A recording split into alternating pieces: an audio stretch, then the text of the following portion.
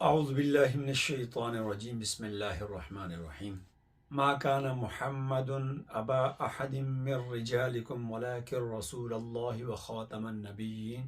نبی علیہ الصلوۃ والسلام کو اللہ رب العزت نے اس دنیا میں آخری نبی اور آخری رسول بنا کر بھیجا۔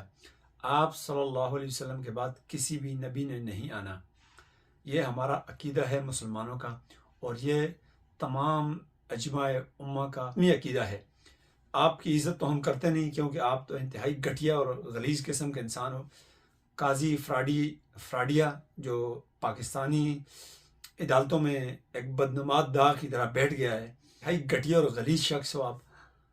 ابھی حال ہی میں آپ نے فیصلے دیے تھے، کچھ ان پر تنقید کی تھی، صحافیوں نے پاکستان میں بات چیت کی تھی، تو آپ کی ہوا نکل گئی تھی، آپ کو بڑی تکلیف ہوئی تھی، تو آپ نے سب کو نوٹس جاری کیے۔ کیوں آپ کی توہین ہوئی ہے، آپ کی عدالت کی توہین ہے؟ ایسی سپریم کورٹ پر بھی لعنت، اور ایسے جسٹس جو قاضی فراڈیا ہے اس پر بھی لعنت ہم بھیجتے ہیں۔ تمہیں اپنی تو عزت کی بڑی خیال ہے، اور اپنی جو دو ٹکے کا سو کال تمہاری عدلیہ ہے اور جو تمہاری عدالت ہے، اس کا تم بڑے احترام کرتے ہو کہ بھائی اس کی توہین نہ ہو جائے اور تمہاری توہین نہ ہو جائے۔ تم کہتے ہو کہ بھائی اسلام جو ہے وہ ہر قسم کی آزادی دیتا ہے۔ نہیں، یہ بات غلط ہے۔ اسلام ہر قسم کی آزادی نہیں دیتا۔ اسلام جو انسان کے بنیادی حقوق ہیں اس کی مکمل طور پر آزادی دیتا ہے، اس کو بولنے کی آزادی دیتا ہے، بے شک دیتا ہے۔